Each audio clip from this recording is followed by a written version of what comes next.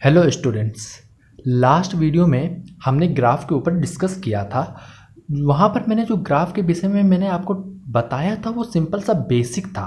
मैंने उस लेवल में मैंने आपको उसको डिस्क्राइब नहीं किया था क्योंकि वो टॉपिक जो था मैंने फर्स्ट ईयर के हिसाब से उसको वहाँ पर डिस्कस किया था और फर्स्ट ईयर में आपको डिफ्रेंसिएशन नहीं पढ़ाया जाता है स्टार्टिंग में।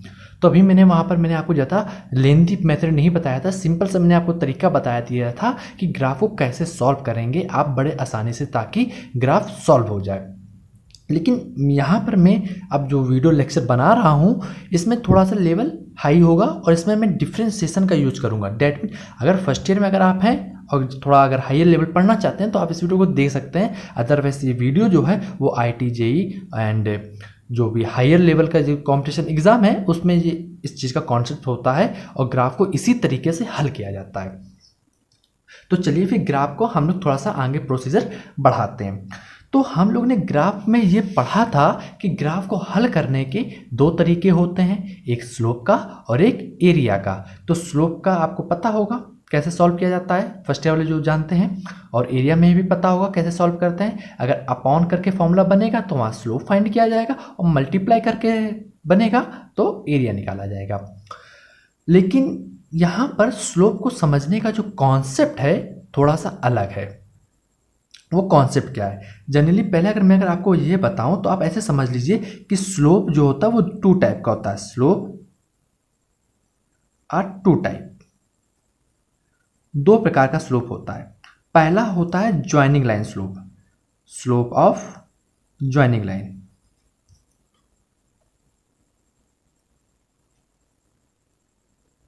और दूसरा होता है slope of tangent, slope of tangent. अब दोनों में अंतर क्या होता है? दोनों में सिर्फ सिंपल सा अंतर है, डिफरेंस है कि ज्वाइनिंग लाइन का जब भी स्लोप आप निकालेंगे तो उसमें जो डाटा आता है वो आपका एवरेज डाटा होता है। याद रखिएगा, ज्वाइनिंग लाइन का स्लोप जो होगा वो आपको एवरेज डाटा देगा। तो ज्वाइनिंग लाइन का स्लोप कैसा डाटा देगा? एवरेज। और स्लोप ऑफ टेंजेंट जो होता है वो आपको इंस्टेंटेनियस देता है, इंस्टेंटेनियस डाटा आपको मिलेगा। तो दोनों में डिफरेंस क्या है? जैसे कि आपने अगर पिछले लेक्चर देखे होंगे तो वहाँ पर हमने क्वेश्चन में average velocity and average distance कई सारे डाटा जो है उनमें एवरेज में फाइंड किया है। और इंस्टेंटेनियस का मतलब क्या? इंस्टेंटेनियस का मतलब ऐसे समझ लीजिए कि कोई पर्टिकुलर टाइम पे आपसे जब कोई चीज़ डाटा या मांगा जाता है या पूछा जाता है तो वो आपसे इंस्टेंटेनियस डाटा होता है। तो एवरेज डाटा को हम लोग कैसे समझेंगे? अगर आपको यहाँ एक्सप्लेन करूँ तो आप ऐसे समझिए। तो यहाँ पर ज्वाइनिंग लाइन का हम लोग स्लोप निकाल के देखते हैं। तो एक मान लीजिए मैंने ये ग्राफ बनाया, ये ग्राफ हमारा कुछ ऐसे बना है, ये टी है एंड ये रहा हमारा एक्स एक्सेस। और मैंने दो पॉइंट आपको यहाँ बना दिए, एक पॉइंट ये रहा और एक पॉइंट ये रहा। और मैंने यहाँ पर लिख दिया x1, t1 और दूसरा कोऑर्डिनेट हमारा x2, t2। दो मैंने पॉइंट बना दिए। दोनों पॉइंट को जब आप जोड़ेंगे तो एक लाइन ड्रॉ हो जाएगी। ये लाइन आप देख सकते हैं, जोड़ दिया मैंने। तो अब इस लाइन का जो स्लोप है वो हमारा कहलाएगा ज्वाइनिंग लाइन का स्लोप। और आपको ये भी याद होगा कि जब दो पॉइंट दिए जाते हैं तो स्लोप कैसे निकाला जाता है?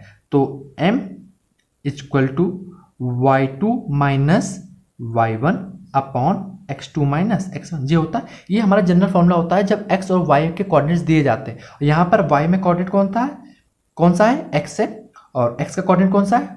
t है। तो यहाँ पर अगर जनरली फॉर्मूला अगर जो बनेगा हमारा क्या बनेगा? y की जगह रखा जाएगा x, तो रखेंगे x2 minus x1 upon x की जगह रखा जाएगा t, तो t2 माइनस t1। तो हमारा जो फॉर्मूला निकल के आया इस ग्राफ के अनुसार वो आया x2 minus x1 upon t2 minus t1। और चूंकि ये डिफरेंस है और जब आप इसका डिफरेंस करेंगे तो डिफरेंस थोड़ा छोटा सा आएगा, और छोटा सा डिफरेंस अगर होगा तो उसको हम लोग डेल्टा लगा के लिख रहे हैं, delta x upon delta t। ये डेल्टा ही जो है वही रिप्रेजेंट करता है एवरेज को। आई थिंक आप समझ गए होंगे कि मैं यहाँ क्या कहना चाहता हूँ। और इसी को हम लोग क्या लिख सकते हैं? टेन थीटा भी। तो आप समझ गए होंगे कि एवरेज डाटा कैसे निकलेगा ग्राफ के माध्यम से। तो एवरेज वही निकल रहा होगा जहां आपको 2 पॉइंट्स दिए जाएंगे। बिना 2 पॉइंट के आप एवरेज डाटा फाइंड नहीं कर सकते हैं, इस बात को याद रखिएगा हमेशा। और एवरेज डाटा निकालने के लिए ज्वाइनिंग लाइन का स्लोप होना चाहिए। अब बात करते हैं टेंजेंट के बारे में कि टेंजेंट स्लोप क्या होता है, कैसे निकालते हैं। तो उसको निकालने से पहले मैं आपसे डिस्कस करना चाहूँगा यहाँ पर थोड़ा सा डिफ्रेंसिएशन का कॉन्सेप्ट कि डिफ्रेंसिएशन मतलब क्या होता है। देखिए, डिफ्रेंसिएशन और एक शब्द होता है इंटीग्रेशन।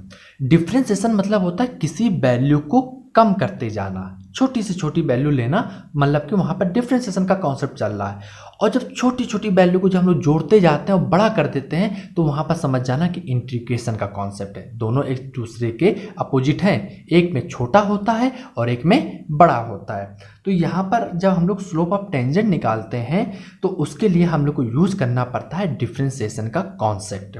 तो डिफ्रेंसिएशन को कैसे हल करते हैं उससे पहले हम लोग डिफ्रेंसिएशन का एक फॉर्मूला देख लेते हैं। अगर आप मैथ के स्टूडेंट हैं तो डोंट वरी, आपको डिफ्रेंसिएशन में काफ़ी अच्छा कॉन्सेप्ट समझ में आएगा इन फ्यूचर।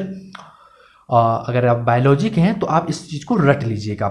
डिफ्रेंसिएशन का एक फॉर्मूला होता है d/dx x की power n equal to n आगे आता है और x की पावर एक वैल्यू कम हो जाती है। तो ये रहा हमारा फॉर्मूला। एक बात याद रखिएगा जो कि सबसे इंपॉर्टेंट बात है, ये हमारा फंक्शन है जिसे मैंने ब्रैकेट में लिखा है, वो वैल्यू हमारी फंक्शन की है। ये वैल्यू हमारी फंक्शन की है, दैट मीन फंक्शन है ये हमारा। और जो इतना जो फैक्टर लिखा हुआ है, इसी फैक्टर को हम लोग स्लोप कहते हैं, या फिर आप इस पूरे को भी लेके स्लोप बोल सकते हैं, उसमें कोई परेशानी नहीं है। अब बात क्या आती है, यहाँ जो इंपॉर्टेंट फैक्टर है वो आपको ये याद रखना है कि स्लोप के साथ जो अपॉन में बेस में जो फंक्शन लिखा होता है, डेट मीन यहाँ पर जैसे x लिखा है तो फंक्शन भी उसी प्रकार का होना चाहिए। डेट मीन नीचे x है तो ऊपर भी जो फंक्शन हमारा जो लिया गया है वो भी x के टर्म में है। अगर यहाँ y लिखा होता है बेस में तो यहाँ पर भी y होना चाहिए। यहाँ पर z अगर है तो ऊपर भी फंक्शन में z होना चाहिए, तभी ये फॉर्मूला करेक्ट होगा। अदरवाइज ये फॉर्मूला आप फिर पुट नहीं करेंगे। अब ऐसा भी नहीं है कि फॉर्मूले को यूज़ नहीं किया जा सकता, वहाँ पर फॉर्मूले को यूज कर सकते हैं, बट आपको वहाँ पर थोड़ा सा एक कॉन्सेप्ट और बढ़ा के लिखना पड़ेगा। तो वो कॉन्सेप्ट क्या है उसको भी हम लोग देख लेते हैं। तो पहले हम लोग इसको एक सवाल हल करके देखते हैं। सिंपल सा कॉन्सेप्ट में जो क्वेश्चन आते हैं उसको हल करके देखते हैं। जैसे मान लीजिए हमने आपसे कहा कि x की पावर 2 का डिफ्रेंशिएशन करना है, या फिर आप ऐसे बोल लीजिए स्लोप निकालना है हमें किसी पॉइंट पर, तो पॉइंट हम लोग बाद में पढ़ेंगे, स्लोप निकालना है। या फिर मान लीजिए 1/x का निकालना है, और फिर ए ले लीजिए x की पावर 3 का निकालना है। तो इनका आपको डिफ्रेंशिएशन करना है। डिफ्रेंशिएशन डेट में समझ जाइए स्लोप निकालने के लिए मैं यहाँ पर कॉन्सेप्ट स्लोप यूज कर रहा हूँ, बट आप स्लोप मैथ में जाके ना बोलिएगा स्लोप, वरना मैथ वाले टीचर भी आपके गुस्सा आ जाएंगे। मैंने आपको समझाने के लिए कहा है, यहाँ पर इसको स्लोप की तरह ट्रीट करिए और स्लोप की तरह ही बोल सकते हैं, उसमें कोई समस्या नहीं है।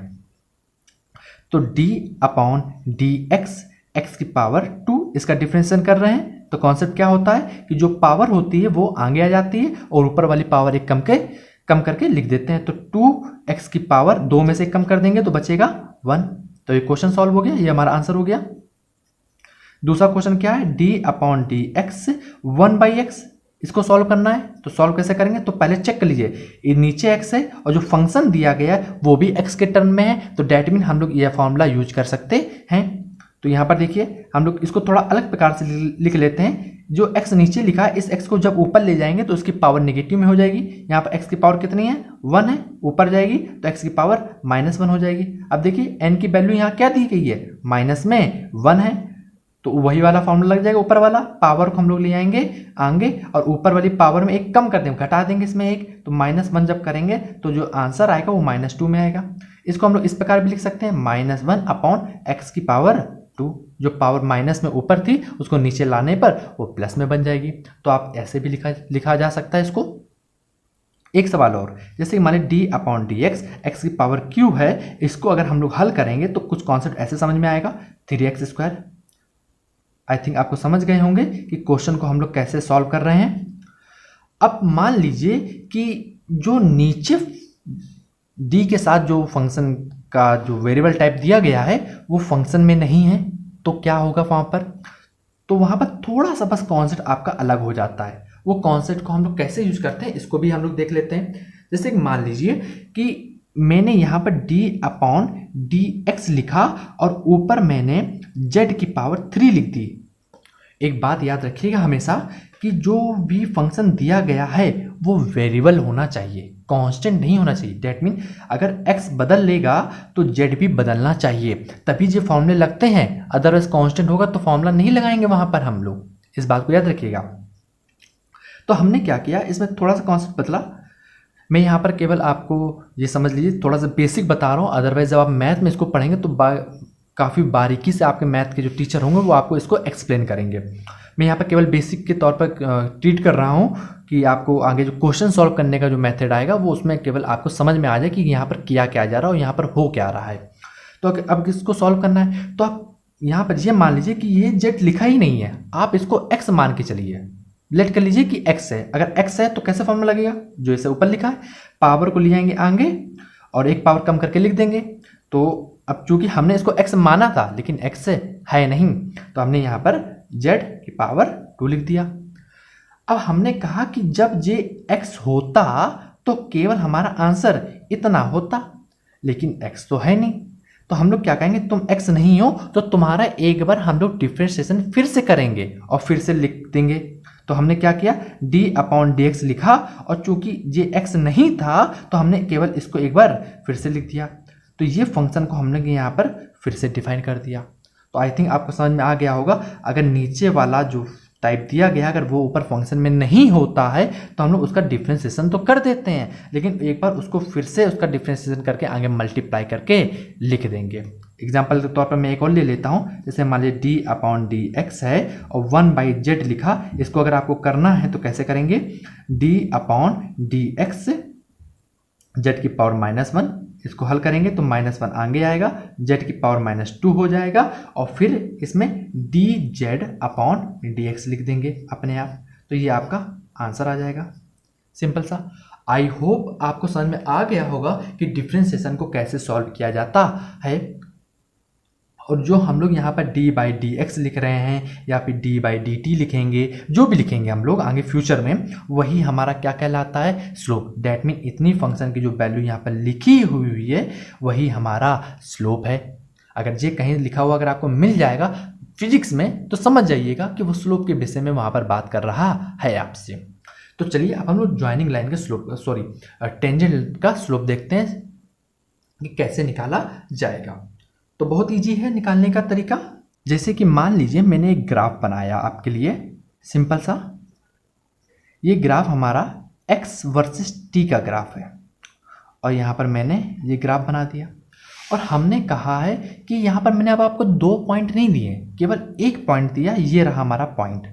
और इस पॉइंट पर आपको स्लोप फाइंड करना है। इस पॉइंट पर स्लोप फाइंड करना है। तो फाइंड कैसे करेंगे आप स्लोप, तो मान लीजिए पॉइंट जो है वो हमारा x, t करके पॉइंट है, यहाँ पर कोई होगा कोऑर्डिनेट होगा। अब चूंकि अगर हमें यहाँ पर इसका स्लोप निकालना है तो हम लोग क्या करेंगे, इस पॉइंट पर एक टेंजेंट खींचेंगे, ऐसे खींच देंगे हम लोग एक टेंजेंट, ठीक है।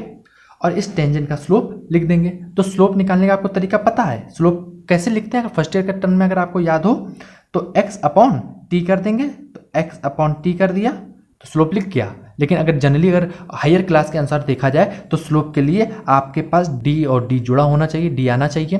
तो ये वाला इतना जो फंक्शन है, इतना जो कॉन्सेप्ट आप देख रहे हैं, ये रिप्रेजेंट कर देगा स्लोप को, d/dt और ऊपर क्या लिखा है x। तो ये रिप्रेजेंट कर रहा है आपके स्लोप को। और ये हमारा बन क्या गया, x मतलब क्या है, जो फंक्शन लिखा है इसका कहने का मतलब यहाँ क्या हो रहा है, इसको देखिए, dx/dt दैट मीन टाइम के साथ डिस्टेंस या फिर डिस्प्लेसमेंट चेंज हो रही है। तो वो फंक्शन के क्या बन के आता है, जब टाइम के साथ वेलोसिटी या फिर एक्सेलेरेशन चेंज होता है तो वो हमारा कहलाता है वेलोसिटी। तो ये हमारी निकल के आ गई वेलोसिटी और यही हमारी कहलाती है आपकी स्लोप, वही कहलाता हमारा tan थीटा। तो इसको हम लोग क्या लिख सकते हैं, m भी और tan थीटा भी। ये हमारा कहलाता क्या है, ये आपका कहलाता है इंस्टेंटेनियस स्लोप। अगर आपको याद हो तो हम इसको क्या लिख सकते हैं, इंस्टेंटेनियस